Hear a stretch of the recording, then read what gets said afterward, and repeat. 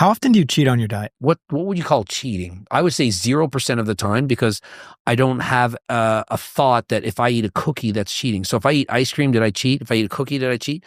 I don't have a diet. I eat. And I think that when I design plans for people, I don't call it cheating. I have off-meal plans. So for example, if somebody, typically I'll say they're going to eat 3 meals a day plus 1 or 2 snacks. Every meal a day, every meal once a day, I said, you don't have to eat what it says. You can eat anything you want within a certain amount of calories. If you eat more calories than it says, then you eat less snacks. So I don't think of it as cheating. Like, I don't think that anyone on any diet shouldn't eat ice cream. Everyone should be able to eat pizza. There's nothing off limits. I don't do diets where you can't eat a certain food. I don't care if you're dieting for the Mr. Olympia. If I was coaching, and trust me, I've coached competitors, I've coached guys getting pro cards and so on. You want to eat something, you can. It's how much of it you eat. Okay, you want to eat cookies. You're not eating 40. So how often do I cheat? I don't ever cheat, because I don't consider anything that I eat as a cheat, if that makes sense. How do you eat healthy while you're traveling? I like to oftentimes go to a store and buy like groceries, and preferably there's a fridge. Now, at the hotel I'm staying at, there's no like special fridge, but almost every single time there would be one, I would go in there and I would get Greek yogurt, I would get chicken, I would get all the things I'm going to eat. I travel with protein bars, and I usually eat like 1 meal a day at a restaurant, but I typically just buy what's available, and I find if you try, you can do it. Okay, so there's this thing. So me and my housemates, we always joke, because you could go, in theory, to Little Caesars and you could get a pepperoni pizza from there.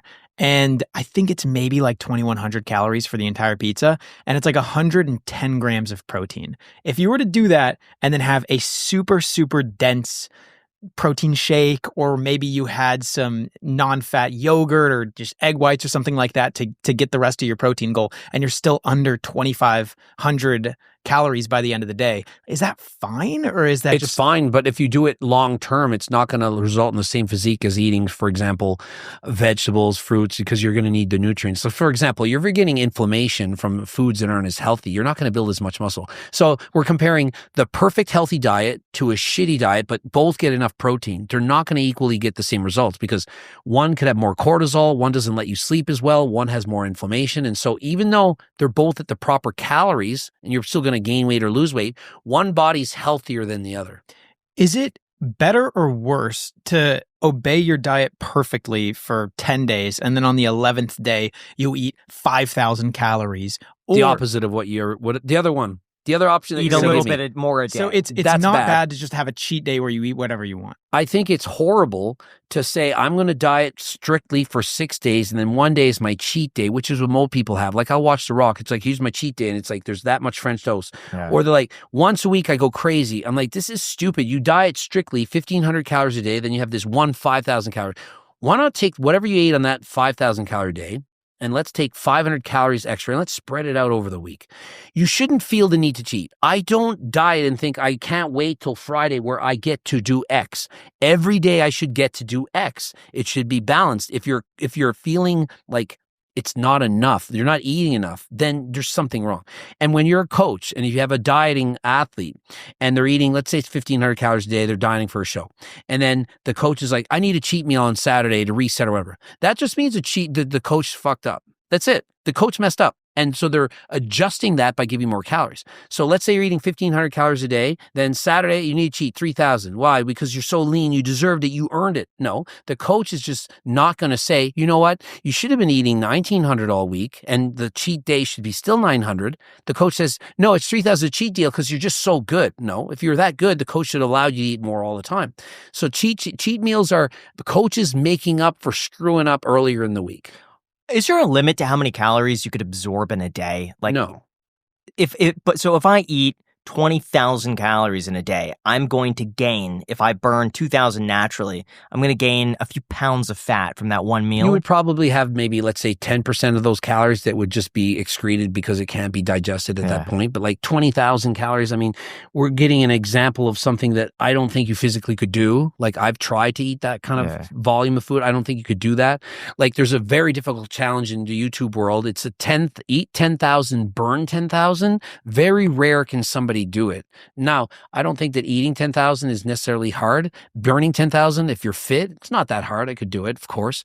But doing it at the same time is hard. But 20,000, no one could do this. And so if you eat 20,000, you're not going to just shit out 10,000 calories and not gain it, but you will not absorb it. I thought there might be a life hack there. Like you could only absorb 10,000 calories a day. So yeah, that's why I thought you could just have one meal where you just like eat whatever you want. And 12,000. I'm not. It's not calorie for calorie. Trust me, I've binged in the past. I didn't know what I was doing my whole life, and I would have some days where I'd eat 10,000. I remember the first bodybuilding show. I tracked all my calories. I remember writing 2,000, 2,200. It was in that range. I'm dieting for my first show, and then I went to like a all-you-can-eat pizza, and it was 7,000 calories. And then it took me a week to get back to where it was. It's like one meal. Now I screwed up in the whole week. I'm going to have to diet to get back to that. There's no one meal. I'll just like not absorb it. Now, if you develop an eating disorder and you become bulimic, then yeah, you eat 5,000 calories and it's in the toilet, then it doesn't count. Or if perhaps you're using laxatives, or there's some tricks that people are doing that we don't really want to talk about. Okay, so this is, what about diarrhea? Let's say you eat 10,000 calories and you just got explosive shit afterwards. Do you still absorb all the calories? No, definitely not. And I mean, if you have certain diseases like, let's say, Crohn's disease, a lot of those calories are coming through. Or I've suffered from different problems where I'm like really sick and you just can't absorb, and you're eating foods and it's going through you. You don't absorb all the calories. So like it's calories in, calories out. But if I eat 1,000 calories and it's nuts and corn and it's not been digested quickly enough and it just goes through me, then the calories out, it's like, well, some of those calories are going out in the toilet.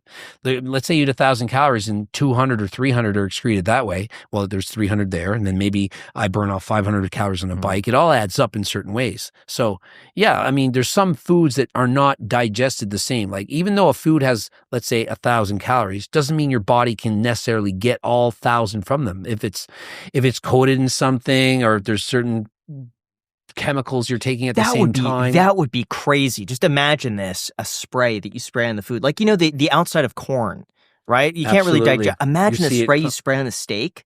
You eat the steak, but the steak is coated in something that doesn't break down your body. And then, but you could eat whatever you want to, and then it passes through. Well, you're probably aware of like, does it come out in the same form? Yes. Okay, we got to stop talking. Can you picture? She doesn't like these conversations. You know, there's breads that have like ridiculous amounts of fiber that are not digestible, and so they have very low. Like there could like be the keto stuff.